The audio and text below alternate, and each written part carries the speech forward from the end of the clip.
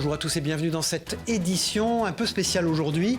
Nous vous proposons de revivre les temps forts de ces derniers mois à travers une sélection des meilleurs reportages de nos régions. Un condensé d'actualité et d'émotions à ne pas manquer. Les premières lueurs du matin inondent l'étang de Bigoulia, l'une des 7 réserves naturelles de l'île. Mais sous les eaux tranquilles vit un crabe bleu qui mange tous les poissons et détruit les filets des pêcheurs. D'habitude, ce sont 6 embarcations qui sillonnent l'étang. Aujourd'hui, Michel est tout seul. Ce crabe qui vient d'Amérique du Nord peut parcourir jusqu'à 15 km par jour et il n'a aucun prédateur. Alors, les dégâts sont très nombreux. C'est du matériel qui n'est pas fait pour les crabes. Pour le moment, on n'a pas trouvé de solution.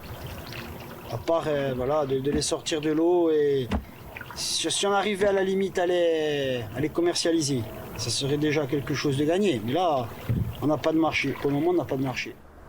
Pour aider les pêcheurs, l'Office de l'environnement de la Corse a dû investir 22 000 € dans des filets plus résistants.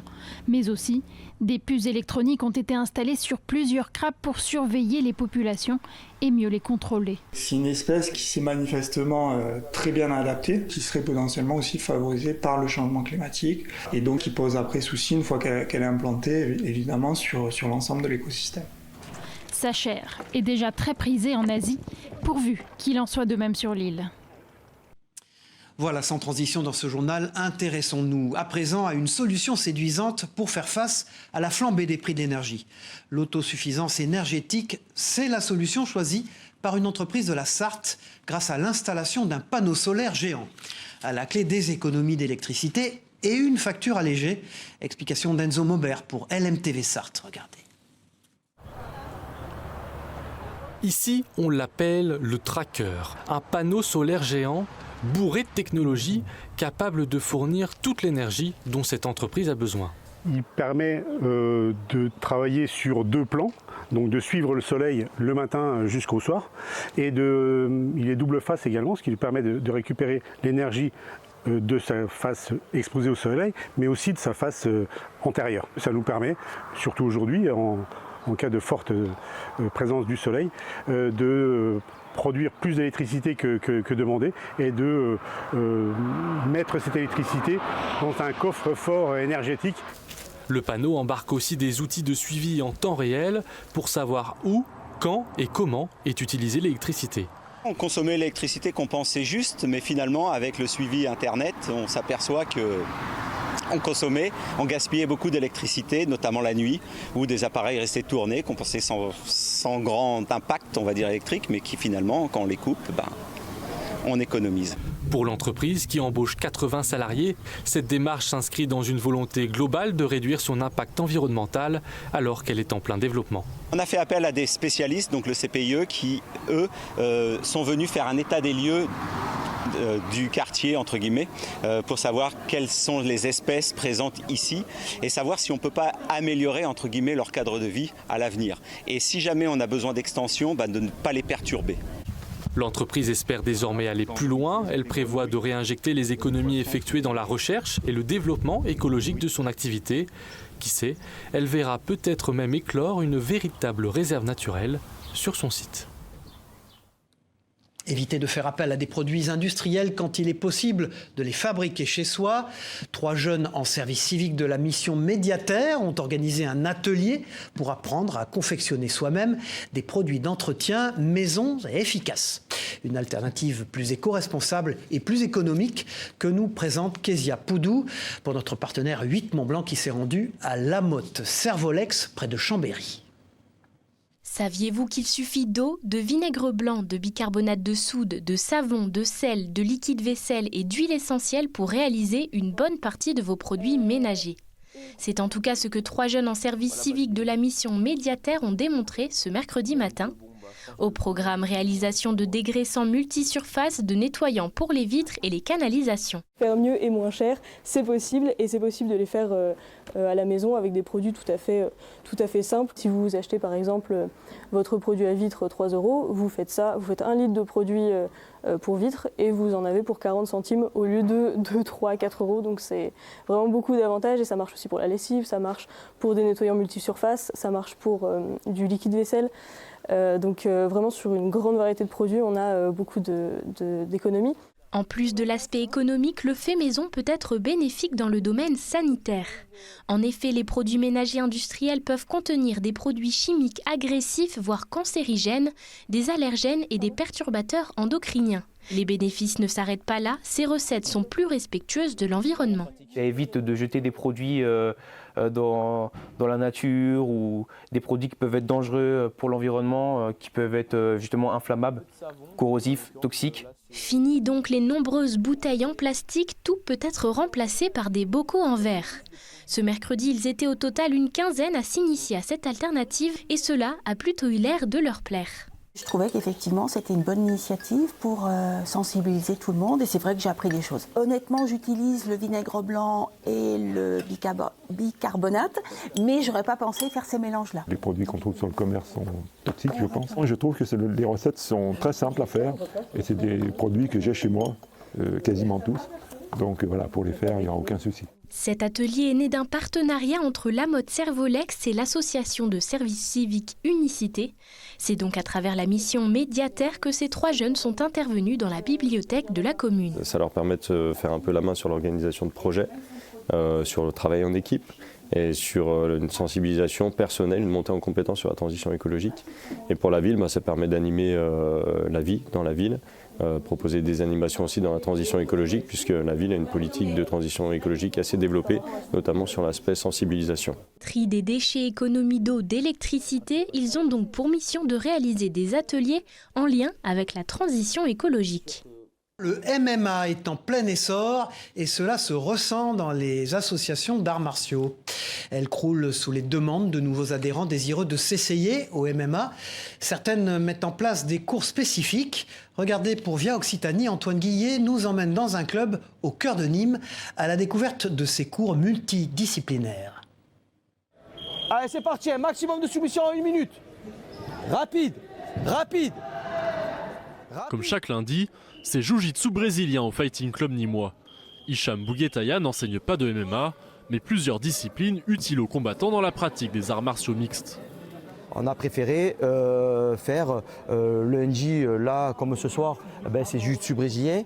Demain, ce sera kickboxing. Et vendredi, ce sera grappling MMA. Mais voilà, un seul cours de MMA, pour nous, on avait fait cette expérience-là, que ça... on n'arrivait pas à mettre en place tout l'aspect technico-tactique, l'enseignement, la pédagogie. Nombreux sont les jeunes combattants à se tourner vers le MMA, et si les clubs spécialisés sont rares, ils se retrouvent dans l'apprentissage de sports de combat composant direct du MMA. À la base, je voulais faire du MMA, mais j'ai découvert le Jiu-Jitsu, qui me passionne énormément aussi. Et bien sûr, je suis satisfait parce que chez Hicham, en plus, c'est complet. Donc on fait du pied-point, on fait du sol. Le jiu-jitsu brésilien permet aux combattants de travailler le sol. À la différence du MMA, les jiu-jitsukas portent des kimonos. Les prises et les techniques ne sont donc pas les mêmes, mais certaines passerelles existent entre les deux sports. Je sors de la garde, ouverture de garde, passage de garde, je prends une position dominante. Là, le travail, c'est le travail de celui qui est dans la garde. Voilà, là le travail, ça va être celui-là, de passer la garde. Bon, là, il n'y a pas les frappes parce qu'on n'est pas en MMA, mais si on serait en MMA, ce serait la même chose. La pratique est en plein essor. Légalisée en France en 2020, on estime aujourd'hui à 60 000 le nombre de combattants, soit autant que pour la boxe anglaise. Un nombre qui ne devrait pas faiblir. Les organisateurs de combats s'arrachent de plus en plus les salles françaises et leurs combattants. Le braquage de la Banque de France, comme si vous y étiez. C'est ce que permet cet escape game dans les anciens locaux d'une banque à Abbeville, en Moselle. Le principe, revivre l'attaque d'un groupe armé qui a eu lieu pendant la Seconde Guerre mondiale. L'occasion de faire travailler ses ménages et de se replonger aussi dans l'histoire. Un reportage de notre partenaire WEO TV, la chaîne de la Voix du Nord sur place. C'est un hold-up! Que personne ne bouge, ceci est peut-être le casse du siècle. Mitraillette en main, il n'aura pas fallu longtemps à cette bande de copines pour se prendre au jeu de l'escape game. Et vous bougez plus surtout! Dans la peau de résistants des forces françaises de l'intérieur, les participantes, projetées en pleine Seconde Guerre mondiale, n'ont qu'une mission, dévaliser le coffre de la banque. Et pour cela, il va falloir faire travailler sa matière grise. On trouve pas le code, mais on va finir par trouver. On a déblayé tous les tiroirs, là-bas on a mis à peu près... On trouve des trucs mais ça sert à rien. Il est mal embarqué ce braquage? Un peu, ouais. Code, énigmes et autres casse-têtes rotors, tout est fait pour rendre la tâche des joueurs difficile. Il faut user de patience et de coordination pour espérer approcher le butin. Et pour cause, la scène prend place dans l'ancienne Banque de France d'Abbeville, de son guichet à la salle des coffres. Moi j'aime bien les activités comme ça, c'est bien, faut chercher, trouver des indices, tout ça. Et si l'immersion est totale, c'est aussi parce que ce braquage a bien eu lieu. En juillet 1944, une poignée d'hommes dérobait ici l'équivalent de 18 millions d'euros sur le point d'être transférés en Allemagne. Un fait historique presque oublié, dont l'Escape Game se charge de préserver la mémoire. On n'est pas sur un cours magistral, sur du papier. On a un pied dedans en fait, puisque l'Escape Game a beaucoup de clins d'œil historiques, comme le mot de Verlaine qui a été utilisé justement sur la Seconde Guerre mondiale avec un petit clin d'œil au film Le Jour plus long. Ils vivent l'histoire en fait. C'est des résistants qui viennent réellement braquer la Banque de France. Après plus d'une heure d'effort, l'alarme retentit et les billets, répliques de l'époque, pleuvent. Bien sûr, le cas est fictif, mais les braqueuses repartiront tout de même avec quelques notions d'histoire. Voilà, autre chose, on nous reproche souvent de ne parler que des trains qui arrivent en retard. Au Sapé, en Chartreuse, les trains de Michel sont toujours à l'heure. Il faut dire que Michel joue les chefs de gare dans son jardin. Passionné de modélisme ferroviaire, ce retraité aménage depuis plus de 20 ans locomotives, wagons, ponts et tunnels. Je vous propose d'aller à la rencontre de ce passionné en compagnie de Lina Bradedine pour Télé Grenoble. De bon matin, un tout petit train roule avec entrain dans le jardin de Michel. Alors, c'est une centrale station qui commande donc tous les trains. Donc, je vais vous le faire parler parce que mes trains, ils parlent. Nächster Halt, Filisur. Prochains arrêts, Filisur. Voilà, ils parlent 3 langues, mes trains. L'allemand, l'italien et le français, car les trains de Michel sont suisses. Dans son jardin, il a créé son propre réseau. On appelle ça du modélisme ferroviaire. Je suis passionné du train depuis l'âge de 2 ans. Les trains suisses en particulier, parce qu'ils sont d'abord à l'heure et qu'ils sont très propres. Donc sur la gauche, il y a un train de bois. Au milieu, l'automotrice qui s'appelle Capricorne, ce sont les nouvelles automotrices des chemins de fer rétiques. Et il y a le Glacier Express qui est du côté droit. Ces trains sont des reproductions parfaites des trains existants à une échelle de 1,22,5 qu'il a installé sur 250 mètres de rails avec 16 aiguillages et 2 croisements. J'aime bien un peu les courbes et tout, et donc j'avais décidé donc de faire une voie en S. Et de bons trains, mais surtout de bon cœur, Michel invite les curieux à venir sur le quai de son réseau ferroviaire, dans son jardin au Sapé en Chartreuse. Ouvrons maintenant une large page de ce grand JT consacré à notre patrimoine. Dans la Sarthe, je vous propose de découvrir, grâce à Enzo Maubert pour LMTV, ce petit musée peu connu et qui pourtant existe depuis plus de 20 ans.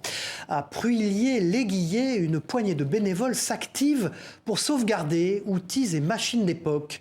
Une manière pour eux de sauvegarder le savoir-faire de nos ancêtres. C'est un endroit où la rouille raconte l'histoire, celle de nos aïeux jadis briquetiers, tonneliers ou sabotiers. Là, on a 2 énormes machines en fonte qui ont permis, au début 20e encore, de fabriquer de façon mécanisée ce que nos anciens faisaient à la main avec des outils différents. Voilà 20 ans que Richard et d'autres bénévoles ont fondé ce musée en hommage au métier d'antan. La première chose, c'est sauver la mémoire. Et pour sauver la mémoire, eh bien, l'outil, la machine, l'instrument, c'est fondamental. On a trop d'outils qui sont partis à la ferraille, de bois qui ont été brûlés. Donc là, on est dans un lieu de mémoire, un lieu de sauvegarde. Effectivement. Des milliers d'outils, bien souvent donnés, parfois restaurés, témoins de savoir-faire implantés en Sarthe comme la fabrique de bardage. Tout simplement témoins d'une époque et d'un quotidien. On a des pièges pour prendre les taupes, on a la cisaille pour tailler la haie, on a aussi les accessoires de la cheminée, on a des trépieds. C'est à l'occasion du départ d'un paysan, quand il part à la retraite, il y a toujours du fourbi. Alors justement, le fourbi, c'est ce qui nous intéresse. Ce sont des outils souvent anciens, ils sont même parfois cassés, il manque un manche, etc. Ils ne servent plus à personne. Mais ils vont garder un intérêt pour nous, ils vont être la matière de notre musée. Un musée en recherche de bénévoles et notamment de jeunes, car faire vivre ce patrimoine demande du temps. Les visites se font sur rendez-vous à Pruyé-l'Aiguillé. En Ille-et-Vilaine, des passionnés de la cité épiscopale de Dol de Bretagne et de son histoire se sont lancés dans la réalisation d'une maquette gigantesque afin de reproduire la ville telle qu'elle était au XVIIe siècle en s'appuyant sur les archives de cette ville. Et ce n'est pas une mince affaire, vous allez le voir, tant sur l'aspect technique que sur le plan historique. C'est un reportage de notre partenaire TVR à Rennes. Visiter sa ville à l'échelle 1/120e, ce n'est pas donné à tout le monde et le projet est vite devenu un lieu de rencontre et d'ateliers manuels surtout, car il faut assembler, enduire, poncer, peindre et décorer la centaine de maisons et de bâtiments historiques. Alors là, je suis en train d'enduire les murs d'une maison que l'on dit lambda, parce qu'elle n'a rien de spécifique par rapport aux maisons historiques. J'ai entendu parler du projet, j'ai trouvé que c'était un projet magnifique et j'avais vraiment envie d'y participer. 6 mètres par 3, c'est la taille que fera la maquette intramuros de Dol de Bretagne et c'est assez unique, différentes techniques sont utilisées par les bénévoles, comme l'impression 3D pour la cathédrale. Le meilleur exemple, le voici. Vous voyez, les arcades sont faites en impression 3D et les bâtiments, eux, sont faits en découpage laser. Nous avons une collaboration entre du maquettisme de base et du maquettisme des temps modernes. L'association d'histoire et du patrimoine du pays de Dol a choisi de représenter la ville sous son meilleur jour au XVIIe siècle. C'est une période qui présente tous les bâtiments essentiels de la ville de Dol à cette époque-là. On y retrouve les remparts, la cathédrale, l'église Notre-Dame, les halles, les maisons à pans de bois. C'est vraiment tout un patrimoine qui aujourd'hui, pour la majorité, a disparu. Cette maquette, en fait, ça permet de retranscrire l'histoire de cette ville depuis le VIe siècle jusqu'au XVIIe. Le travail d'orfèvre ne fait que commencer. Des mois de construction attendent encore les maquettistes passionnés. Voilà, direction la Martinique à présent dans ce journal pour remonter l'histoire d'un accessoire de mode traditionnel, le maré-tête. Ce foulard, vieux de plusieurs siècles, s'adapte aujourd'hui à toutes les tendances. Et au-delà de l'aspect esthétique, il s'agit surtout d'une technique de nouage bien particulière, revisitée par une habitante de l'île. Gagnou Tom, de la rédaction de Via ATV, s'est rendue dans son atelier à Fort-de-France. Regardez. Nouer le maré-tête, c'est un geste vieux comme le monde. La pratique est née sur les berges du Mississippi en Louisiane en 1785. Une loi impose aux femmes de couleur de couvrir leurs cheveux. En réponse à l'asservissement, les affranchis transforment le foulard en accessoire de beauté. Aujourd'hui, le maré-tête est un véritable accessoire de mode. Coloré, de différentes formes, il se revisite selon les tendances. L'art de nouer le tissu, lui, n'a pas changé. Emmanuel le pratique au quotidien dans son atelier. C'est le modèle de la bamboche, qui est un jeu en fait de superposition de tissus et dans lequel il n'y a pas de nœud. Et en fait, les plis permettent après au tissu de rester bien stable. En fait, le maré-tête est antérieur à la coiffe créole traditionnelle qui a été portée pendant longtemps avec la robe créole. Un savoir-faire traditionnel qui fascine depuis toujours la styliste. Bamboche, pain de sucre et autres coiffes, autant d'expressions de cet art qui repose avant tout sur le nouage.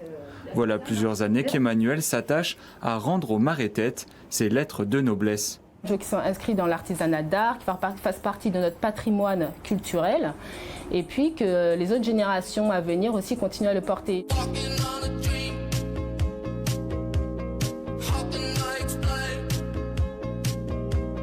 Pour promouvoir son travail, Emmanuel fait régulièrement des shootings photos, l'occasion pour elle d'essayer et de peaufiner ses créations. Les photos sont publiées sur les réseaux sociaux.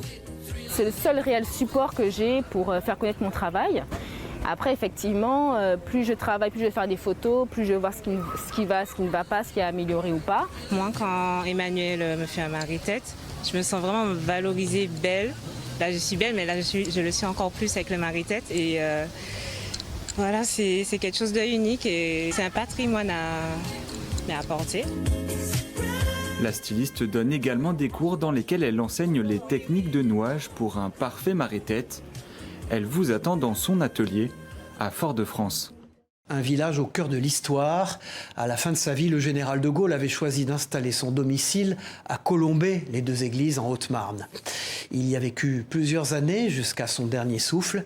Aujourd'hui, le village demeure un témoin vivant de sa vie et de son héritage. Regardez ce reportage exclusif de notre partenaire Puissance TV sur place. Elle domine le village. C'est elle qui, depuis sa colline, surveille les alentours. Du haut de ses 44 mètres, elle veille sur le lieu de repos du général de Gaulle, Colombey-les-Deux-Églises.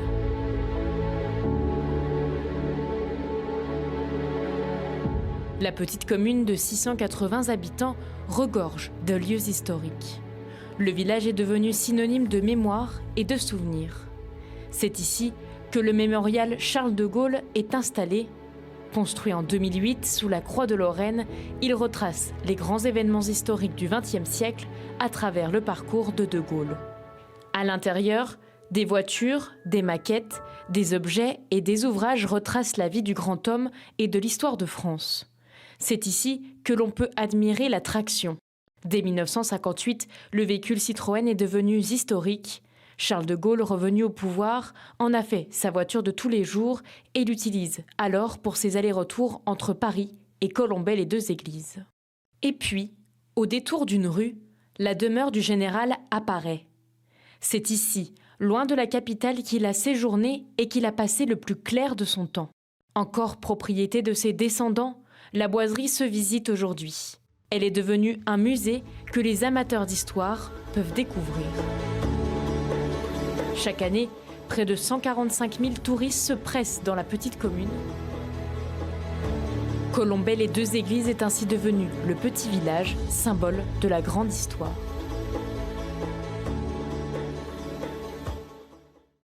Voilà, refermons ce journal à présent avec la découverte d'une splendeur de notre patrimoine national. En Occitanie, l'histoire du village de la Couvertoirade est synonyme d'histoire et d'aventure. Cité bâtie par les Templiers au XIIe siècle, la Couvertoirade entraîne ses visiteurs dans une plongée au cœur de l'histoire et des croisades. Une immersion au temps du Moyen-Âge dans laquelle nous conduit Anne-Sophie Pellegrini de la rédaction de Via Occitanie. Un reportage éblouissant, vous allez le voir. Tous les chemins mènent à la Couvertoirade, mais un seul à son village fortifié. Bâtie sur le plateau du Larzac, en Aveyron, la cité de la Couvertoirade, fondée par l'ordre des Templiers, a comme un air de légende. C'est en montant sur cet éperon naturel qu'on arrive au cœur de l'histoire. C'est vraiment là le temps des Templiers, vraiment. C'est la partie historique la plus ancienne. Château Templier, XIIIe siècle. En Occident, les Templiers se voient attribuer de nombreuses terres de culture et d'élevage dont les revenus sont destinés à la guerre menée en Terre Sainte. Le plateau du Larzac constitue une base stratégique pour les chevaliers du Temple, car situé à une centaine de kilomètres d'Aigues-Mortes, lieu d'embarcation des croisés. Le seigneur de Montpan va donner cet éperon rocheux, là perdu au milieu de rien, aux Templiers qui, eux, vont nous ériger ce château, qui est un peu une énigme pour les historiens parce que c'est le dernier, l'unique château templier que l'on ait en France. Alors pourquoi sur cet éperon rocheux ? Parce qu'on domine, donc on pouvait défendre naturellement, et puis surtout à la Couvertoirade. Il y a quelque chose d'essentiel sur le Larzac, c'est une grande réserve d'eau. Pendant plusieurs siècles, les habitants auront accès à l'eau potable grâce à ce rocher, mais aussi à l'aménagement d'un village conçu avec une obsession, la récupération de l'eau. La Couvertoirade a tiré profit d'un terrain pentu pour drainer les eaux de pluie à l'aide de canaux jusqu'à cette lavogne et permettre ainsi aux bêtes de se désaltérer. Ce n'est qu'en 1975 que le village a accès à l'eau courante et cette villageoise se souvient bien de cette période. Ils avaient donc peu d'eau, il fallait faire attention. Et puis tous les gens du village qui n'avaient pas de citerne, on se retrouvait à la citerne municipale, la citerne de l'église. Christiane est arrivée à la Couvertoirade en 1971 avec son métier à tisser. Les moutons, eux, étaient déjà sur place. Et si l'architecture du village est construite autour de l'eau, les maisons sont aménagées autour du mouton. Souvent une voûte où il y a les bêtes. Et au-dessus, il y a une pièce d'habitation et tout en haut, un grenier où on met le foin. C'est grâce aux bêtes que les hospitaliers faisaient vivre le village. Après l'éradication du trop puissant ordre des Templiers par Philippe le Bel, ce sont eux qui prennent en charge la gestion de la cité et construisent ses remparts. Tous ces témoignages de notre temps sont précieusement entretenus par les habitants de la Couvertoirade. Du château des Templiers aux vestiges les plus récents, comme ce moulin à vent qui aujourd'hui n'a besoin que d'un meunier pour moudre son blé. Chaque année, ce sont plus de 230 000 visiteurs qui découvrent un des plus beaux villages de France, sur une terre classée au patrimoine mondial de l'UNESCO.